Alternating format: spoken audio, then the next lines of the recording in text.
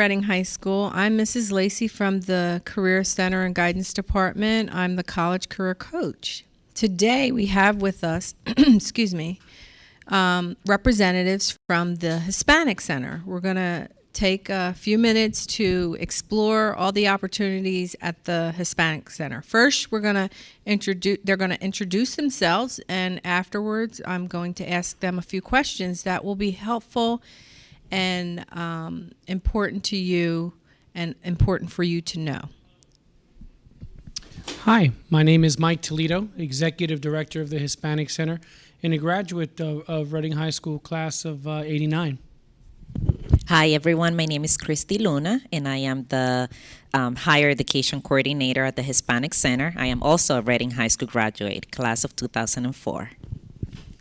Great. I want to thank you both for coming out today and giving information to our students that will be helpful to them. I know you all are busy, and we'll get to the program and the questions. What can the Hispanic Center offer our students outside of the high school setting? Sure. The Hispanic Center outside of the high school setting can offer many different type of supports to help our students. If the students were interested in information specifically to the higher education initiative, obviously we have the partnerships with the 5 area colleges to help them with their work around college applications, financial aid, things of that nature. But the Hispanic Center also has relationships with organizations in the community that maybe be able to help find potential scholarship opportunities that may exist for our students. As it relates to other programming that we have at the Hispanic Center, there are internship opportunities, volunteer opportunities for those students who'd be interested in wanting to learn what it's like to work at a nonprofit organization, an institution like the Hispanic Center that's been around for over 45 years, serving the needs of the growing Latino community here in Greater Reading. Eso es así, y para recapitular lo que acaba de decir el señor Toledo, se lo quiero decir en español para nuestra audiencia que es de habla hispana. Mrs. Lacey acaba de preguntar cuáles son algunas de las cosas que nosotros ofrecemos en el centro hispano para nuestros seniors o juniors que quizás no tengan esa oportunidad en la high school. Bueno, una de las cosas que ofrecemos en el centro es, como ya ustedes saben, nuestra colaboración con las 5 universidades locales de aquí de Reading, que son Alvernia, Albright, Kutztown, Penn State y RAC. Con esta colaboración que tenemos, los estudiantes pueden ir al centro y tener esa conversación de tú a tú con cada uno de esos representantes para encontrar su camino de cómo ir a la universidad. Aparte de eso, tenemos también muchas relaciones con algunas organizaciones en la comunidad para ayudarles a todos ustedes, esos estudiantes así deseosos de ir a la universidad, encontrar becas, que es algo muy importante, ya que sabemos que el tema financiero de ir a la universidad es el que nos asusta y nos a veces no nos deja ir a la universidad por lo costoso que es. Y por último, también tenemos en el centro, como dijo el señor Toledo, oportunidades de voluntarios. Ahora mismo usted se puede poner en una lista y si habemos un programa nuevo que quizás lo necesitemos en un futuro, podemos llamarlo para que así empiece su carrera hasta siendo de voluntario. Es algo muy importante porque eso hasta lo puede poner usted en un resumen. Gracias. Thank you. Today you partnered with Reading High School to bring the 5 local colleges here to Reading High School to talk with our students about the opportunities locally that they have available to them. Mr. Toledo, can you just tell us a little bit, just some more specific programs that the Hispanic Center has put together? I know there's a financial aid night tonight. Correct.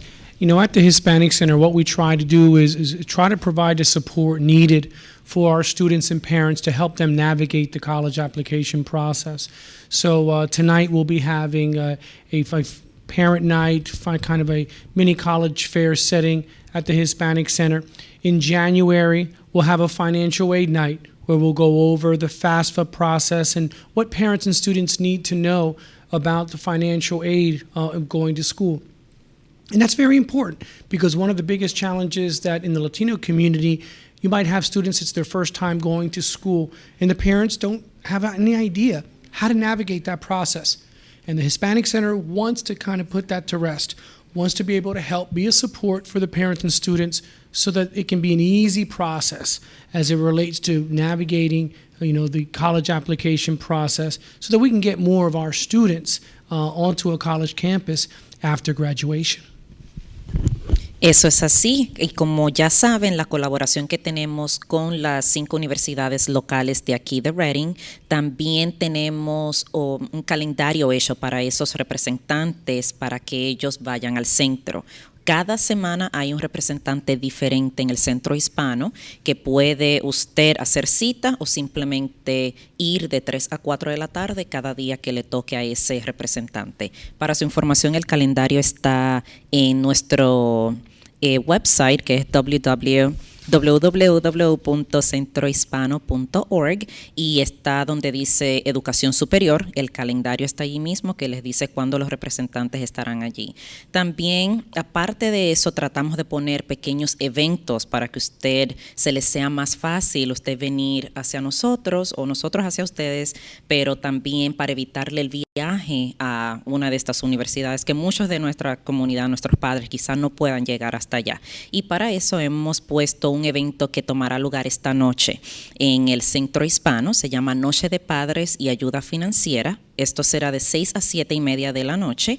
Todo su familia está bienvenido. He tenido ya llamadas que quieren registrarse, pero si no le dio tiempo a registrarse, definitivamente saque un tiempito esta noche, vaya allí, acompáñenos al centro. Y para que también lo tengan en mente, tenemos otro evento relacionado con ayuda financiera en enero. Y para ser exacta, es enero 22, a la misma hora y en el mismo lugar, para que, como dijo el señor Toledo, le expliquen los representantes de cada universidad paso por paso de cómo llenar esa aplicación de FAFSA o FIA. Gracias. And often our parents sometimes, may not feel comfortable coming into an educational setting, and they are made to feel comfortable maybe accessing you in the community.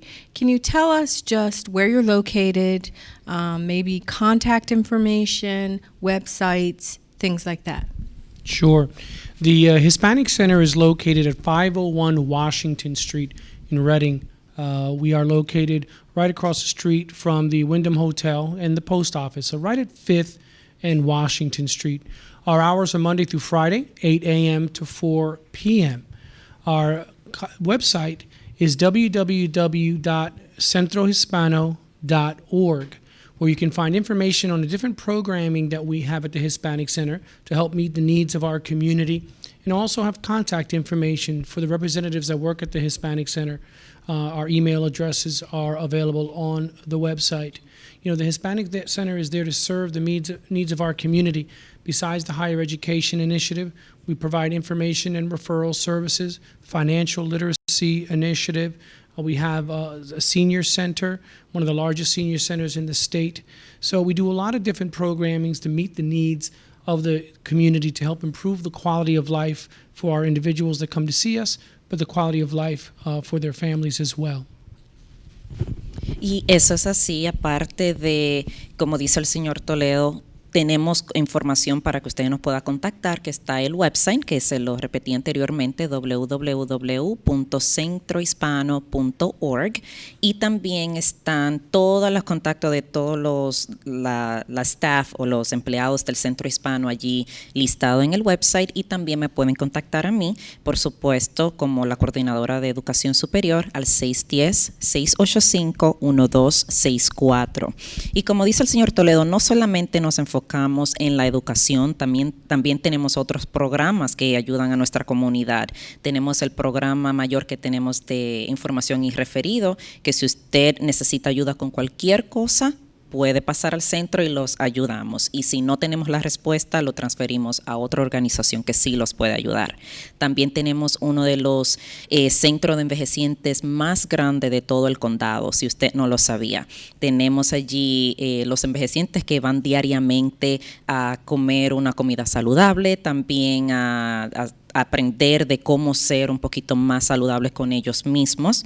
Y también tenemos una nueva iniciativa de la cual se llama información de ayuda financiera para aquellos en la comunidad que estén un poquito luchando de cómo tener sus finanzas al día, entre otros programas, por supuesto. Well, I just want to say thank you. It has been a delight. I would like you two, as alum of Reading High School, to maybe give one last encouraging word to our students, be it personal or professional. Anything that you'd like to say to our students before we close? Sure. Again, what I would like to share is just that, just pursue whatever you want in life with passion. There really is nothing in life that you can't achieve if you put your mind and your heart into it. We all have a responsibility, I feel, to give back to the community that's given us so much. I was born and raised in this city. I went to college and have been working ever since in this community. And every day I feel that there's something that I need to be able to give back to help make this a better place now for my daughter.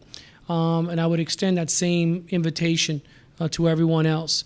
Know that there are opportunities for you, both personally and professionally. There are barriers that, again, are in everybody's lives, but it's really up to you to navigate through those barriers. Don't use them as excuse. Use them as opportunities to continue to push forward, to pursue your dreams, and make whatever you want out of your life. Make it something positive. Make it something that, again, is going to help improve the quality of life for yourself and the quality of life for your family.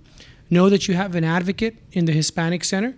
Know that the Hispanic Center is there to help support you every step of the way. As I shared with the students today, we're all family. We're all part of the same family, and as family, we need to stick together and work with one another. So know that you have family at the Hispanic Center that's here to help you, help support you, and is here to be your biggest cheerleader in your future success. Y en mis propias palabras, yo quisiera decirles a todos ustedes, como con experiencia personal, luchen por sus sueños. De verdad que sí, luchen. Me he dado cuenta que aquí y en cualquier parte del mundo que usted vaya, la educación es tan importante. Y no solamente porque estoy haciendo este trabajo como coordinadora de educación superior, sino porque yo misma con experiencia personal me he dado cuenta que sin una educación no puedes llegar tan lejos. Y hay un refrán que me encanta mucho que dice, no hay la jornada más larga se comienza con dar el primer paso. Así que eso es todo lo que tengo que decir. Gracias. Thank you. I want to thank you for coming and giving our students this information. We really appreciate you. And if you would need any information regarding the Hispanic Center, we'll have that available as well in the Career Center, room 359. Thank you.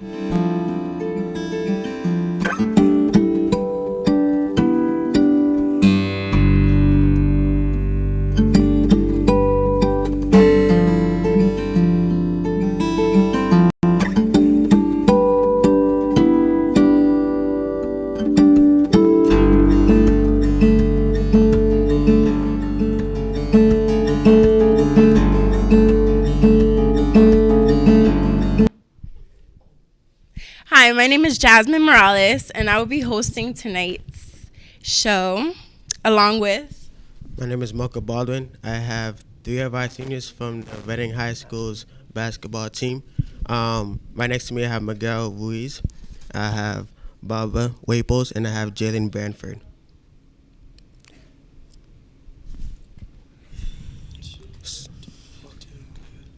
Jasmine. What are the team's goals for this year? This year we plan on going far in the counties and districts and get a lot of moral wins and playing as a team. And so you agree with that, Bob and Miguel? Yeah. Okay. Knowing that you guys are all seniors, what's your post-secondary schooling going to be like? What college do you guys wish to attend after high school? Starting with you, Miguel. I would like to go to Bloomsburg or Millersville. It just depends where I fall in and where I feel more comfortable at. I also would like to attend Millersville. So far, I'm undecided, but I have a couple visits set up for Towson, Connecticut, IUP, and Slippery Rock University. All right, so I know you guys are serious about basketball, obviously, on the basketball team. So what happens if a player misses practice? What is his punishment if they do not come to practice? Depends how important the practice before the game is. Usually you just run the whole practice or you run steps. Sometimes he might give you some leeway and you won't have to run as much, but you will run regardless. And individually, how would you motivate yourself before a game? Does the coach value you guys up, or do you guys just do your own thing? I mean, everybody have their own flow, but we all like to become as a whole and come out and ball hard. I usually listen to music. I listen to music sometimes, and if I'm not listening to music, I'm just by myself in the corner just thinking about stuff, dribbling the ball or something. And I would like to get into Baba right now because everybody, you were, I think, like the mascot basically for the football season. And, everybody thinks you're like, this cool, goofy guy, but on the court, you're very serious. How do you change from being this fun, cool guy to a serious guy on the court? How does that?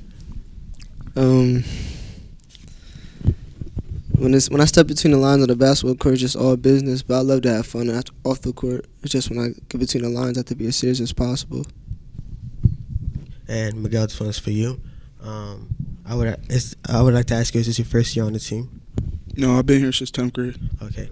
And so throughout the seasons that you have played, would you consider yourself an asset on the team? Like, do you consider yourself like as high as any other player on the team? I mean, certain players got their certain roles, and my role is a big part of this team, and I'll do anything to help my team to be successful. And Jalen, this one's for you. Obviously, the last one. How do you, when they say, "Oh, Jalen Bedford did this, Jalen Bedford did that," do you let that go to your head, or do you just let it go, and you don't believe in the hype, and you just do you? Like, what do you do? I'm more of a overall guy. So like when people talk about me or individual stats that I do, I usually involve my team somehow because I think that's most important. No matter how good I do, if we don't get that win at the end of the day, none of my stats are important. And another question I would like to ask is, what would you guys do to improve, like your improvements towards the season to achieve your goal? What would you say that would be? It comes down to playing hard and playing as a team. During the year, every team gets better throughout the county, district, state. The bottom line is whoever becomes a man and grows up to play ball, that's who will become a champion at the end of the day.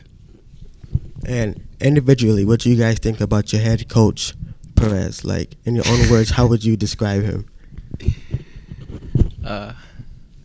Coach P is a funny guy, but we know that he cares about us a lot, and he'll do anything for us on the court and off the court. So we know that everything he does is genuine from the bottom of our heart, and we know he believes us at the end of the day. I believe Coach P loves all of us, everybody on the team. He treats everybody the same, and he gives everybody love. And you, Miguel. Coach B is a good man. I mean, off and on the court, he's that dude. Everybody knows that. He does whatever's best for us so we can win. And he dresses very nice. Very nice. Yeah, he got swag. Okay. Like, how people have their own coaching strategies? What would you say is an awkward coaching strategy that Coach Perez has that you have never seen before? Because you guys have been playing basketball for a long time. You guys have witnessed different coaches. What makes Coach Perez unique in his own way? Out of all the coaches that I've had, A lot of them like to remain poised at all times and don't get riled up in certain situations to let their team know that they should act the same way. But Coach P, he shows a lot of emotion. So if he feels a certain way, he's going to let you know, or he'll show you. And that shows how true he is and how important this is to him. And that makes us want to play harder and feel the same way that he does at the end of the day. And throughout the season, is there any like point in time where you guys get frustrated and you guys feel like you don't want to play anymore? Never. I always want to play. I never feel like I don't want to play. I just always want to be on the floor. And you go. I agree with Bob. It's just if a bad play happens or something happens on our team, we just got to move forward. We can't stay stuck on the past. Or if not, we're not going to get anywhere being mad at each other or not working as a team. As we become a whole, that's when we're a better team. And you, Jay? What was the question again? Basically, the question. I kind of forgot the question. Never mind. All right, next question, anyways. So, on your outlook on the team, how would you rate your performance on the court? Individually or as a team?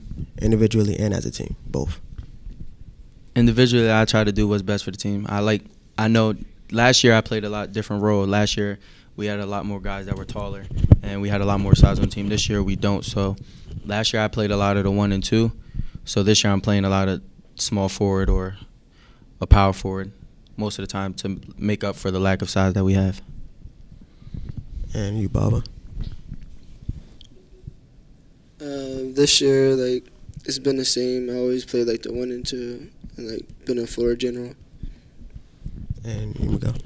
Yeah, for me it's the same too. I've been here since 10th grade, and all I've been playing was a 4 and 5 basically, and all I do want to get in is play my role.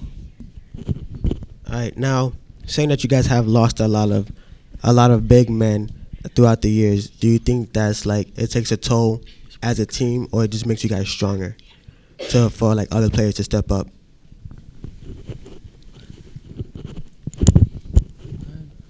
It just like we just have to play hungrier, knowing that we're small. That means we play faster and push the tempo.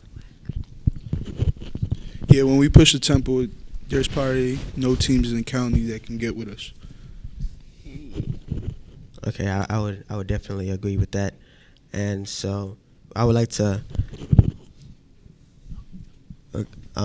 take this time to put it to Jasmine, so she can ask any questions that she has. What would you change about the season and why?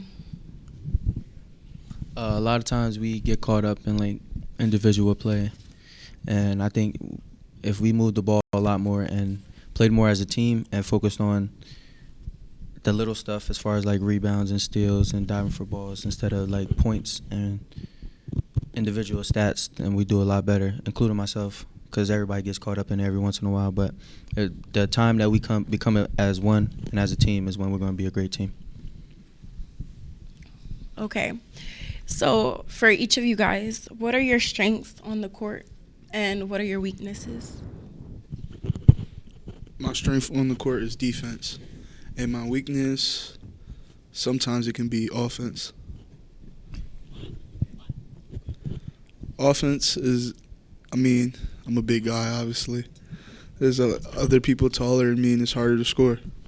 I can't talk about that. What? Why not? I feel like my strengths are driving to the basket and get my teammates the ball when they're open, and my weaknesses are I drive too far into the lane when I need to dish it out sometimes, and my defense.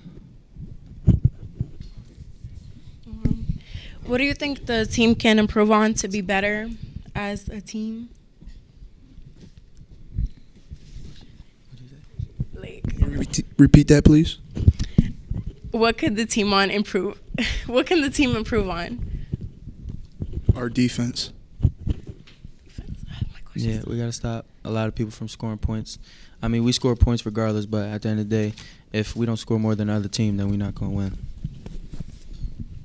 Okay. I would like to thank all you guys for coming out today.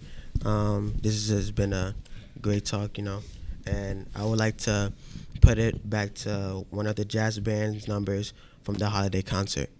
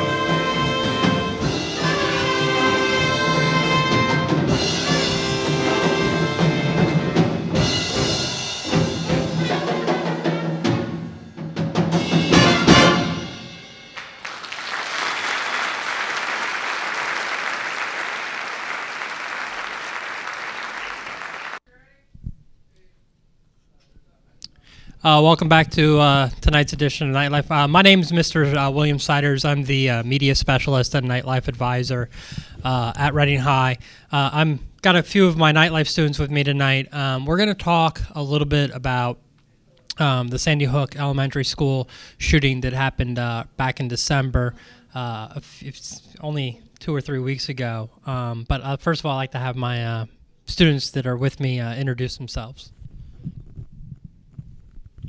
Hello, my name is Jasmine Morales, and I am a senior at Reading High. I'm Michelle Frutos, and I'm also a senior. My name is Mocha Baldwin, and I'm also a senior this year at Reading High School. I guess I'll start with Mocha, and we can work our way down. When you first heard about, well, actually, when did you first hear about the shooting? When I first heard about the shooting by my mother, she came to me. She's crazy. She's like, did you hear what happened? Did you hear what happened? Did you hear what happened? And I was like, no, what happened?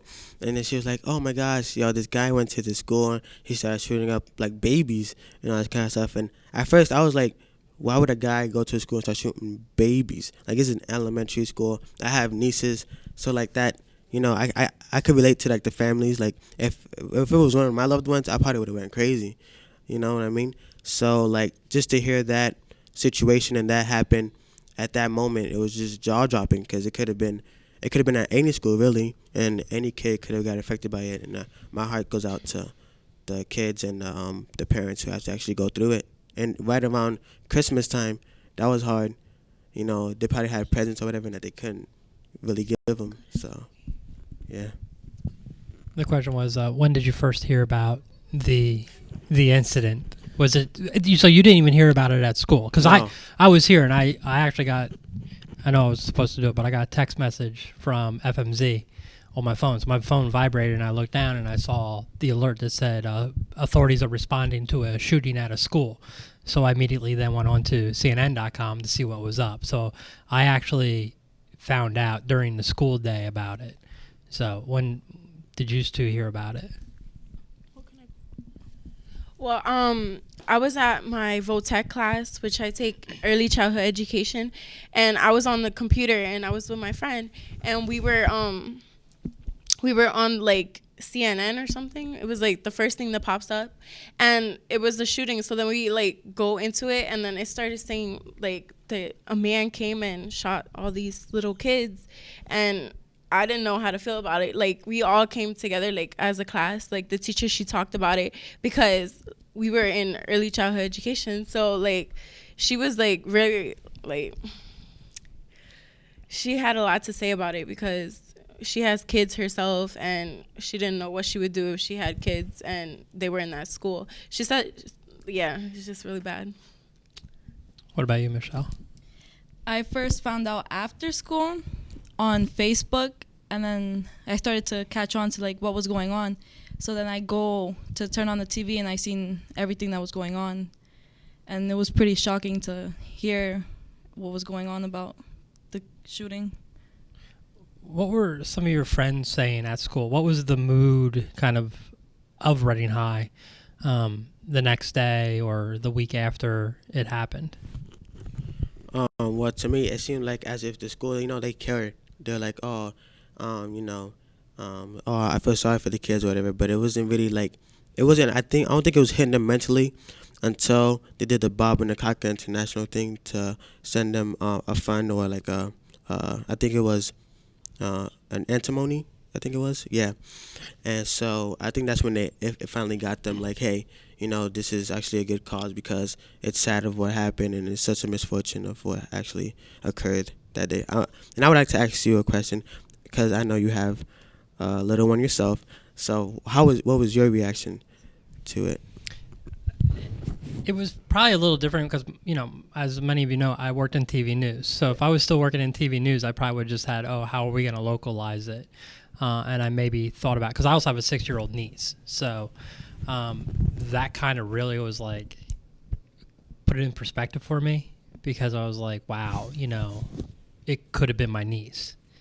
And then I thought also my daughter because, you know, she's only 19 months old. But I mean, like if she was 6 years old, how would I feel? And it just kind of made me, you know, it kind of hit me a little hard. And also now working in a school would be like after you hear all the stories, you hear about the teachers of how the one teacher held the door shut. Its door was closed and she got shot protecting the kids. You know, made me think of how would I react if something like that happened here because of you guys. And it's just one of those things. I still think about it every day because it's like, you know, there's 20 young lives that don't, you know, they went to school happy-go-lucky and, you know, and the worst thing that can imaginable happened. And, you know, I still think about the kids that went back to school this week. You know, what kind of scars do they have being so young? What type of things did the school did we do here at Reading High to honor the kids' memories and to kind of let the Sandy Hook community know that we're there with them, although we're a couple hundred miles away from them? Well, the next Friday, the same like the next week, at VOTEC we did a moment of silence for the kids.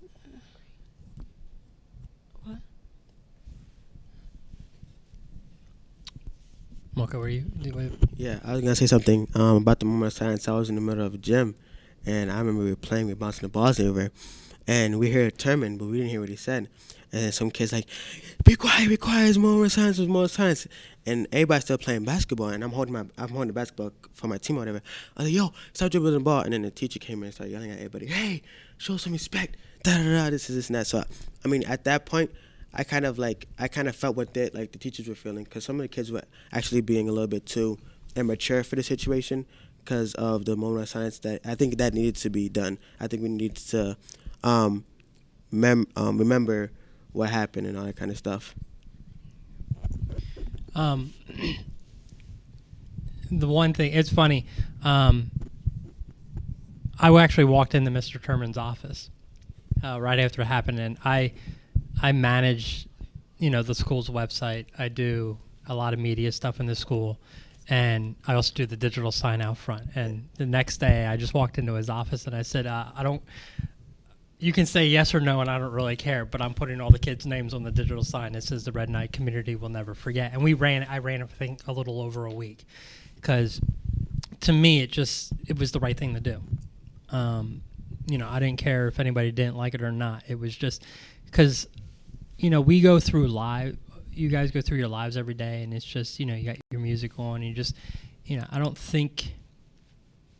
sometimes I don't think our community knows, what happened. And I think if you guys saw it, it just kind of maybe made you think about some of the decisions maybe you guys are making in your lives that you may think twice about that day. And then that Friday when we did the moment of silence here, we did the same thing that a lot of schools did around the country.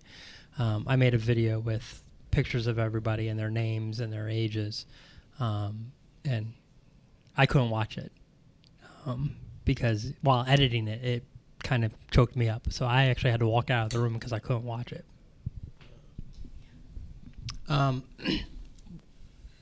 Does it, guys, make you think twice about maybe something like that happening here? I mean, to me, I think it could happen at any moment, to any school. And the situation doesn't have to call for it, because, there's people out there that they do that for no reason, generally. And so if that was to ever happen here, honest to like the heavens above, I have no idea what I would do in the situation. I probably would, freak out or do something. I don't know. But I wouldn't sit there. I wouldn't just sit there and let him do whatever he has to do. I probably would try to attack him or try to dissolve the situation before he actually does anything, any permanent damage. But didn't he have problems, psychological problems? Yeah, I think he had a form of Asperger's disease. Which so is I a don't think form it of would be that autism. easy, because they wouldn't know what they're doing. So I don't think it would have been that easy to just calm him down, because he might think that you're trying to attack him or something. So I mean, the thing is, I probably would have, if I'm sorry, but every time there's a school and a lockdown, I have the tendency to go behind the door, and I just stay there, right, just in case anybody want to come in the room and act crazy. I stand right behind the door. And what are you gonna So if somebody comes in, I'm hitting them right in the face. Sneak attack. He's out. It's gonna be a wrap. So you're willing to do whatever it takes to protect your fellow classmates? Yes, because I'm not trying to have me pass away and have a whole bunch of students pass away and have it on the news the next day. No, that's not gonna happen. I would rather have me be a hero or something like that than have everything like that. I'm just saying, that's just me. What about you, Michelle? Does it make you think twice? I think we never know what's gonna happen, and we just have to be prepared in any way to have not just one step, but more than one plan, just in case something were to happen, to be prepared.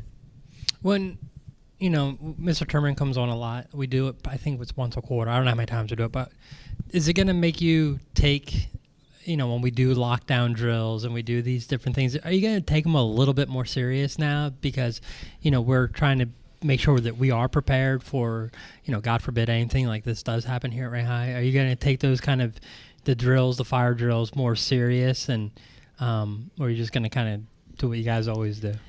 Well, we actually follow the fire drills. It's just there's certain kids that just won't do what's needed at all times.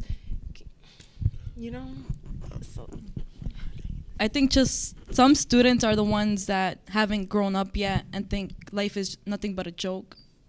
So I think some students just go by thinking that they're bad, and they're a beast or whatever. So they think that they can take on the world or whatever. But if somebody has a gun in their face, I'm pretty sure they get shook. So I think they need to wise up to it.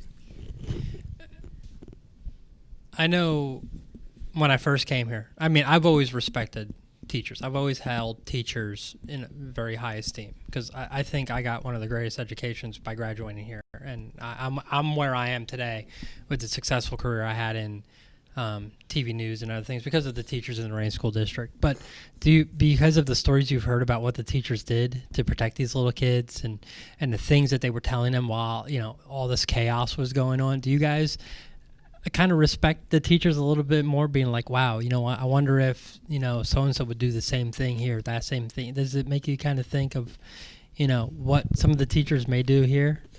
To me, it made me think because my mom, one time when we was in Puerto Rico, she was actually a substitute teacher, and she would actually tell me that, like, if anything happened to the students, she didn't even know them, she would actually go out of her way to, like, help them by any means. And I think we have, not a lot of people know this, but we have a lot of teachers under the bar that actually care about us.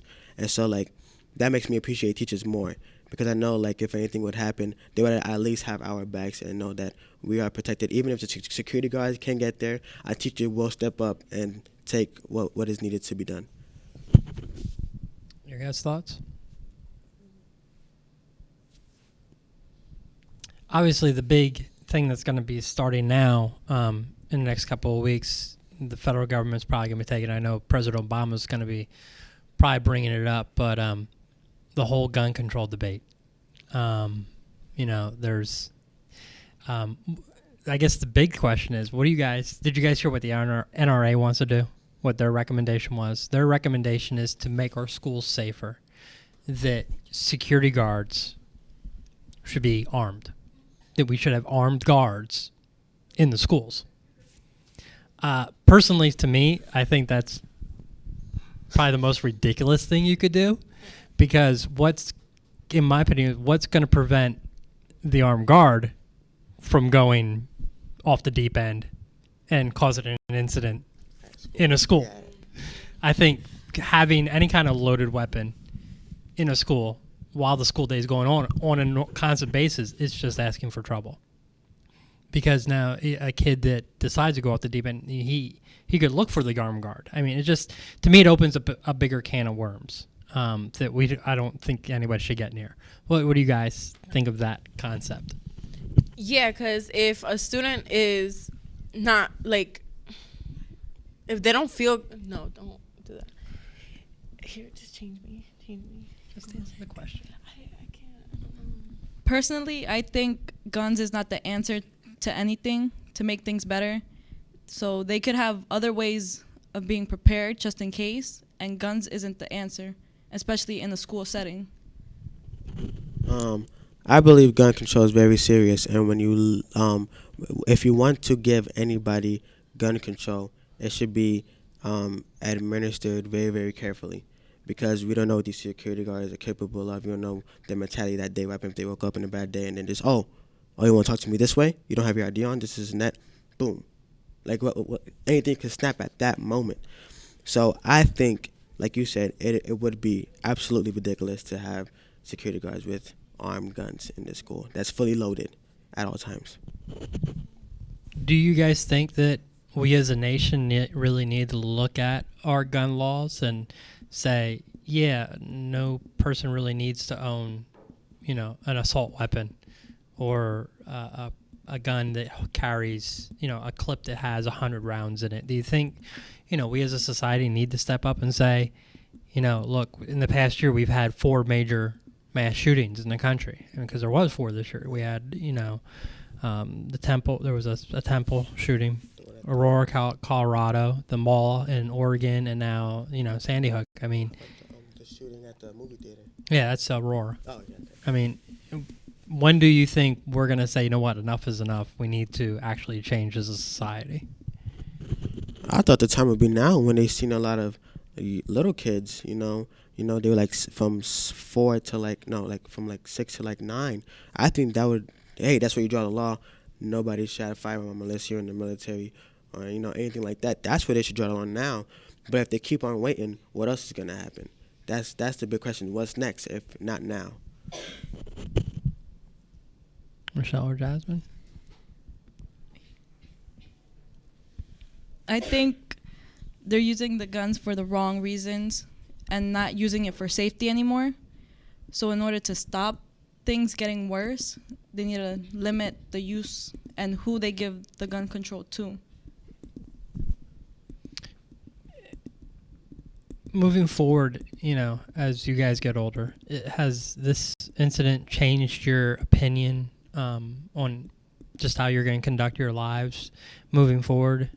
You going to, think twice about different things, or are you just going to, keep them in the back of your mind, always thinking about them, or are you just going to, like a lot of things, after a while it kind of fades away and, next year we'll be like, oh yeah, wow, that was a year ago. To me, it's gonna be, I don't know, it just makes me be more cautious and curious about who the people around you really are, because they said that when the guy did this, he didn't talk to his parents, he didn't talk to his brother. So he was like basically discommunicated from his family. So that makes me look at people and my family members like, oh, what are they thinking about?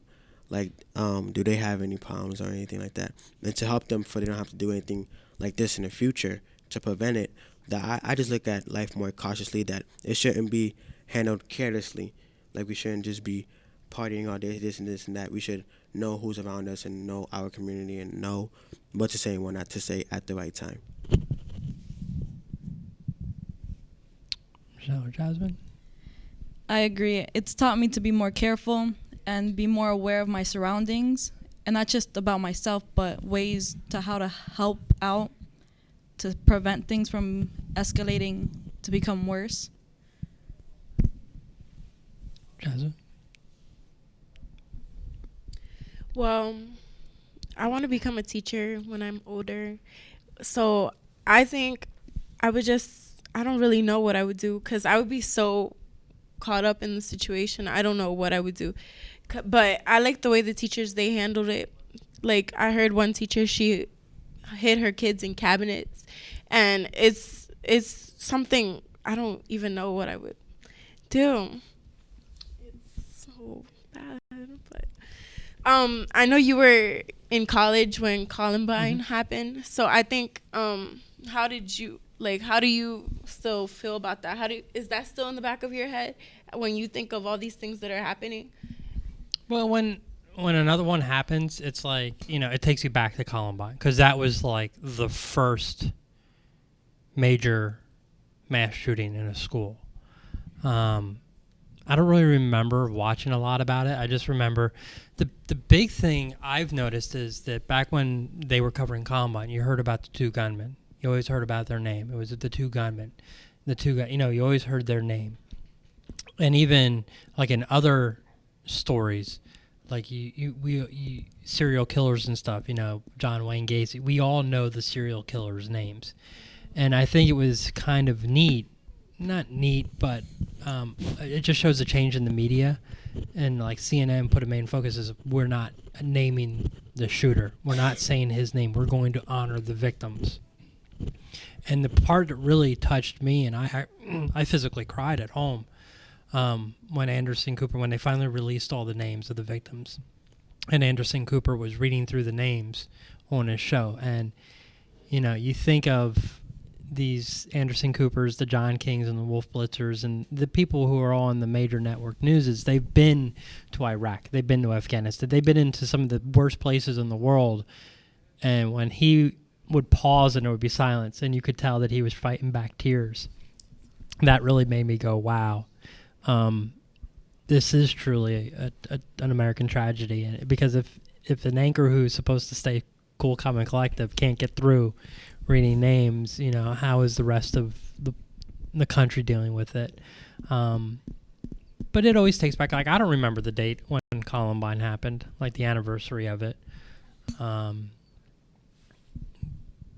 But it's also amazing. Like I was reading on the Washington Post had a blog that in the past decade, I think there's been 20 mass shootings worldwide, and not including this one, 11 of them have been in the United States. And the closest country to us that has the next highest number is Finland with 2. So it kind of makes you think about us as a society. I think it really, this whole year has made me think about, what we're doing as a society and, when's enough is enough, really. I would like to ask you another question. How would you compare the Sandy Hook Elementary incident to the previous shootings and the Columbine and the war and all those other ones? I think it's more eye-opening because it's such young kids. You think of kids in elementary school as, probably the most innocent victims possible. They can't defend themselves. High school kids in middle schools, a little bit more. You can react a little bit more, maybe do things to protect yourself. But these kids had no clue what was going on. They didn't know what it was. For all they knew, it was firecrackers going off somewhere because they don't know. And I think that's the worst part about it, is to know that 20 young lives and 6 other adults, were killed for no reason. I mean, we'll never know what the true reason was, why he went to the school. But I think it it's just to think, why. And for you guys, I mean, everybody knows how Reading is. It's kind of a little bit of a violent town. And Sandy Hook's kind of, a suburb of New York in middle of nowhere. I mean, did it kind of put in perspective going, wow, that can happen anywhere? To me, it really opened my perspective because, that was like you said, it was a suburban area where you would think that would be the least possible problems, and then bam, it just happened there. So that kind of hit close because like you said, it was in upstate New York, whatever, and Pennsylvania is right there. So it's just oh, are we gonna wait? Are we gonna wait until somebody does that to us? You know what I mean? What would we do when the time comes to actually defend ourselves against someone like this? And like you said, they were elementary school kids. They were defensiveless. Teachers. They don't carry firearms themselves. They're just there to educate. So what actually happens when this comes to our school, I have no idea. But yeah, that's my thought about it. I think it's sad how we don't know certain places in this world, and then when we end up finding out more about the place, it's for sad things. It's no one really knew where Newton was or anything about it, but we found out over such a tragedy.